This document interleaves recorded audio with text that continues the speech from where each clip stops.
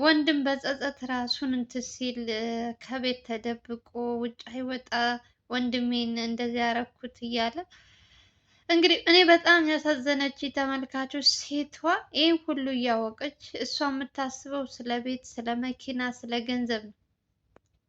ሞር እንዳልሞተ እያወቀች እሷ እንኳን እንደው በሴት አንጀቷ እንዴት እንችላ በጣም ያሳዘነችኝ እና ስታወራ ደግሞ በቃ እኔ በዛ ቦታው ብሆን ምን አይነት እንትን እንደሆነ አላውቅም። ልዑል እንደውም በጣም ትዕግስተኛ እና በጣም እንትን ሰው ነው እንጂ እንደዚህ አይነት ሰዎችን እንዴት አድርግህ መታገስ እንዳለብሽ አላውቅም።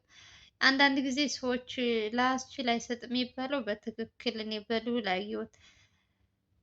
ሰውን ያክል የዶሮ ጫጩት እኮ አይደለም ሞተ ወይም እንትን የተባለው የሰውን ልጅ ያክል እንትን ብለው እነሱ ግን ምንም ነገር እንትን እንዳላሉ አስመስለው እያወሩ ፊት ለፊት ደግሞ እንደዚህ አይነት ጉድ ሲያጋልጥባቸው የእነዚህ ሰዎች እኔ እንጃ። አንዳንዴ ልዑልን እኔ እፈራለታለሁ። ፈጣሪ ይጠብቀውና ለእነሱ ሳይሆን የምፈረው ለልዑል ነው። የሆነ ነገር እንዳያደርጉት ምናምን የምለው እነዚህ ሰዎች በተለይ እንደዚህ አይነት ስራ የሚሰሩት ሰዎች ኦልሬዲ እነሱ የሚያስቡት ገንዘብ እና ገንዘብ ብቻ ነው የሚያሳድዱት እንጂ ስለ ሰው መጎዳት ስለ ሰው እንትን ማለት በፍጹም አያስቡትም። እና ልዑል ደግሞ እንደምታዩት እንግዲህ ፊት ለፊት ነው ቤታቸው ድረስ ሂዶ ነው ከነሱ ጋር ተጋፍጦ ነው። እና እንደዚህ አይነት ደግሞ እንትን ጊዜ በጣም ልዑልን የሚጎዳው ነው የሚመስለኝ። እና የነዚህ ቢያንስ ከይህ ወንድም የተባለውን ከዛ ሁሉ ጭንቀት አውጥቶታል።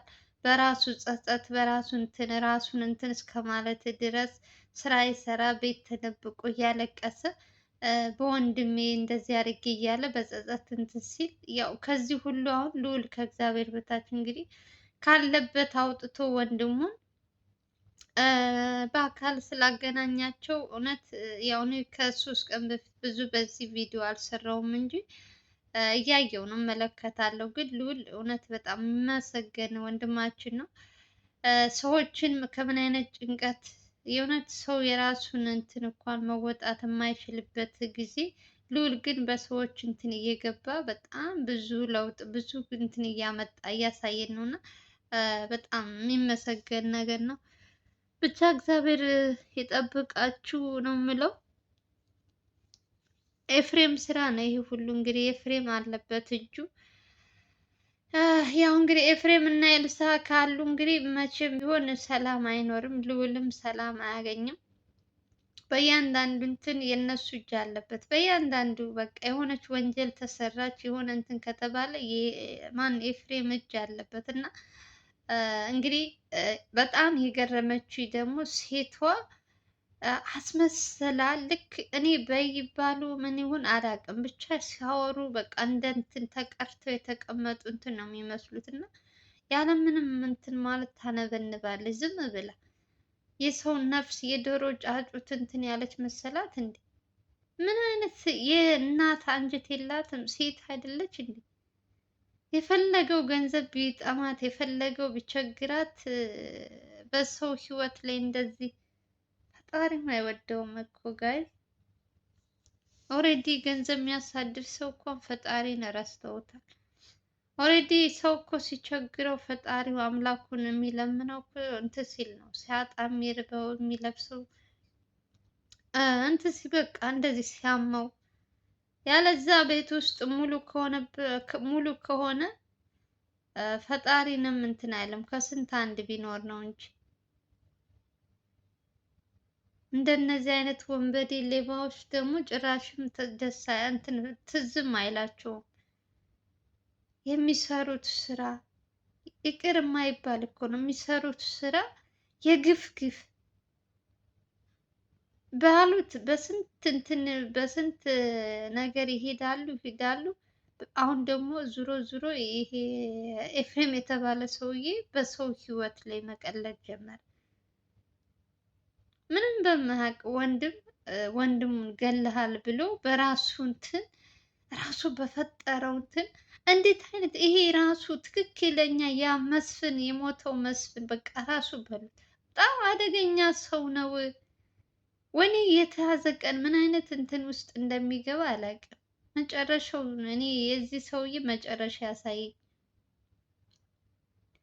እንደዚህ ደብቁኝ ደብቁኝ የሚል ሰው መጨረሻው ምን እንደሚሆን አይታችኋል። መስፍን ዝሮ ዝሮ ዝብር አድርጎት መጨረሻው ሞት ነው የሆነበት እና የእነዚህ ሰዎች ደግሞ አሁን የዚህ ልጅ ደግሞ በጣም አዛበረው። እያንዳንዱ ሰከንድ የሰውን ልጅ በሱ ስራ፣ በሱ ኃጢአት፣ በሱ ወንጀል ሌላዎቹን ንጹህናዎቹን እንትን እያስገባ የወንጀል ተባባሪ እያደረገ በትንንሽ ጥቃቅን ብር እንትን እያለ ያው አንዳንድ ሰው ደግሞ ትንሽ ብር ስትሰጩ ብዙ ብር ይመስለዋል።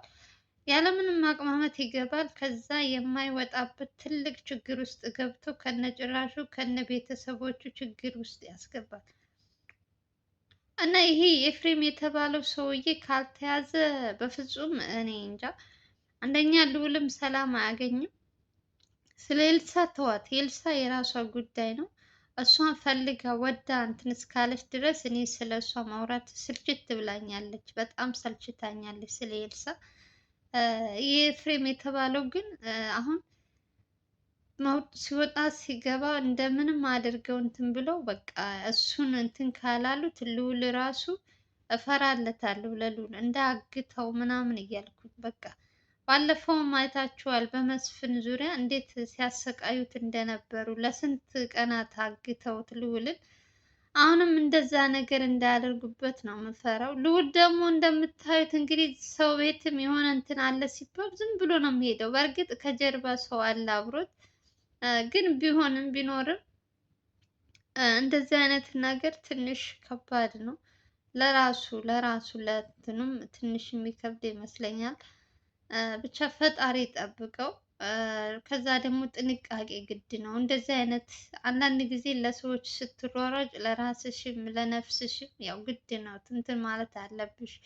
አንዳንድ ምን ይላል ከእኔ በላይ ምንድን ነው ከራስ በላይ ንፋስ የሚባል እንትን አለና እኔ እየሞትኩ ሌላ ሰው እንትን ይበል አልልም። እውነት ለመናገር ልዑል ግን እንደዛ የሚል ሰው ነው።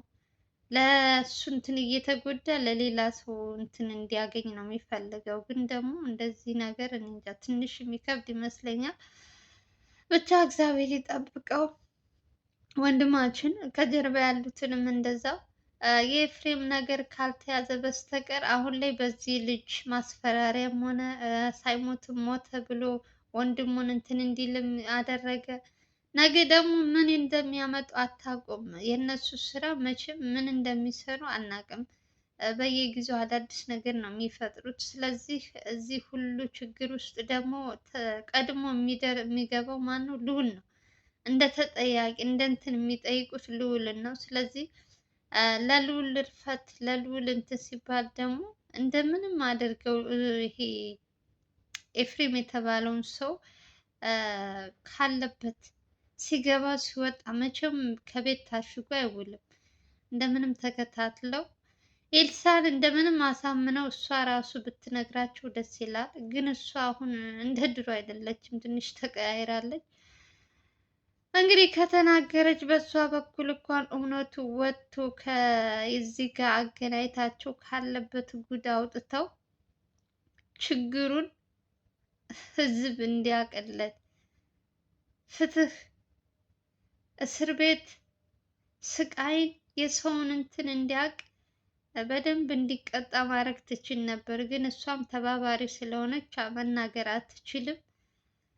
እንግዲህ አንድ ቀን ልዑል እጅ ላይ ከጣለው መጨረሻውን እናያለን አብረን። መጨረሻው መያዙ አይቀርም። ዛብሮ የትም አይገባም።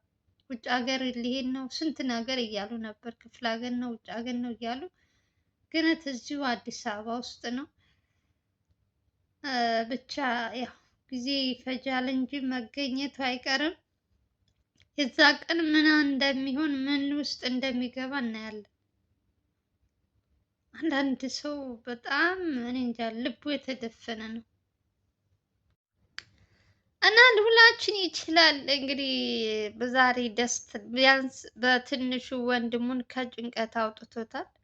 እንግዲህ ኤፍሬም ምን አይነት ውስጥ እንደሚገባ ኤፍሬም የተባለው ሰውዬ እውነቱ ውሸቱ እንደዚህ በአደባባይ ሲጋለጥበት ምን አይነት ውርዴቱ ቅሌቱ እንግዲህ ምን አይነት ሰው እንደሆነ ኦሬዲ ቅሌታም እና ወራዳ እንደሆነ እንኳን ያው ያውቀዋል። ግን ሞር ዛሬ ደግሞ እንደዚህ በአደባባይ እንደዚህ ያልሞተ ሰው ሞቷል ብሎ ሰው ሲያስጨንቅ እንደዚህ አይነት ነገር ደግሞ ትንሽ የሚከብድ ይመስለኛል። በጣም ይከብዳል። ትንሽ ሳይሆን ሴቷም ተባባሪዋስ አታናድድም? እያወቀች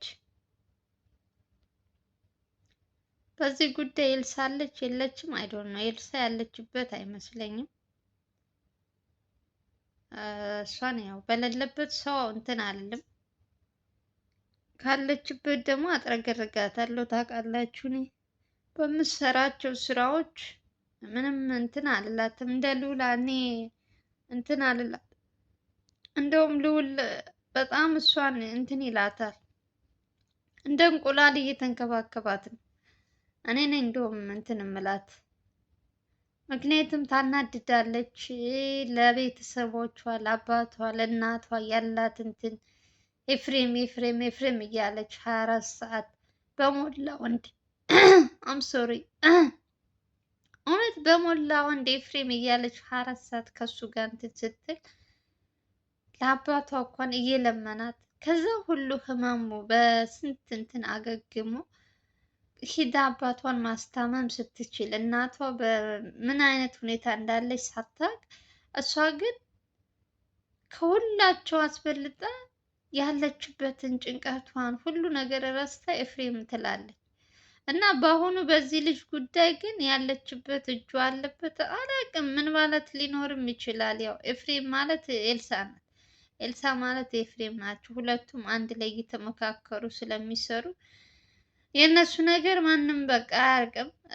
መጨረሻቸው ግን ያው እንደምንም ባለፈውም እንግዲህ አይታችኋል። በስንት እንትን እየተደረጉ ስትወጣ ስትገባ እየተከታተሉ ምን አይነት ስራ እንደምትሰራ ከማን ጋር እንደምትገናኝ እሱንም በልዑል ሰዎች ነው እንትን እየተደረሰባት ያለው። ግን ይሄ ሰውዬ ኦሬዲ ከእሷ እንትን ካልወጣ ኤልሳ ራሱ ሰላም የምትሰጥ ሴት አይደለችም። በቃ በይ አርጊ የተባለችው ነው የምታደርገው። በጭፍን በቃ ሰው አይኑን ጨፍኑ። ኧረ ምን አይነት ግግም ያለ ሰው ግን አናድዳችሁ። ሰው እያወቀ ሲያጠፋ አንድ እንኳን ህፃን ተው ካልሽው ይተዋል። የእነሱ ደግሞ ባሰ። የክፍነት ክፉ የክፋት ጥግ። ወይኔ በተለይ የኤፍሬም ጉድማ በስማ መጨረሻውን ያሳየኝ። የእሱ መጨረሻ ያሳየኝ። እውነት ብሎ መታሰሩ አይቀርም። አሁን አዛብሮታል በጣም።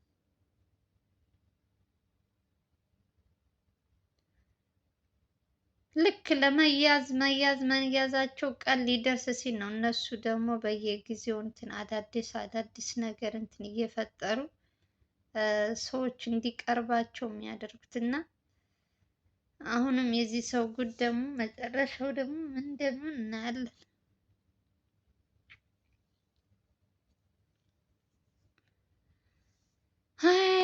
ስንቱን አየንም በዚች በትንሽ ቀን። አቤት ላስችል አይሰጥም። እንግዲህ መጨረሻውን ልዑላችን ብቻ ፈጣሪ ጠብቀው፣ ከነዚህ ጉደኞች ፈጣሪ ጠብቀው፣ ምንም ነገር እንዳይሆን። በተለይ እዚህ ቤት ሲባል ባሄድ አሪፍ ነው። ጥንቃቄ ቢያደርግ ለራሱ በጣም እንትን የለውም። በቃ አታችሁ ከሆነ ዝም ብሎ ዘው ብሎ ነው የሚሄደው። ሰው ቤት ወጥመድ አለ ወይ የለ ምናምን አይልም። በቃ መፍትሄ ለማምጣት ብቻ ነው የሚሯሯጠው። ብቻ እሱ እግዚአብሔር የልብን አዋቂ ነው እና እሱ ይጠብቀው። ሌላ ምንም አልላችሁም። ለማንኛውም እንግዲህ የዛሬው ቪዲዮ ይመስላል። የምወዳችሁ የማከብራችሁ ተመልካቾቼ፣ አዲስ ከሆናችሁ ግን በመጀመሪያ ሰብስክራይብ አድርጉ ፕሊዝ። 10,000 አስገቡ። ሰው 100,000 ይላል። እኔ 10,000 ለመግባት በጣም አዛ ሆኖብኛል። 10,000 አስገቡኝ። ስወዳችሁ ሼር እያደረጋችሁ ላይክ አድርጉ። ላይክ ካደረጋችሁ ለብዙ ሰው ተደራሽ ስለሚሆን ሰብስክራይብም ይጨምራል። እና አበረታቱኝ። እወዳችኋለሁ። ሰላማችሁ ይብዛ። በሌላ ቪዲዮ እስከምንገናኝ ድረስ እያልኩኝ የዛሬው ቪዲዮ ይመስላል። ባይ ባይ።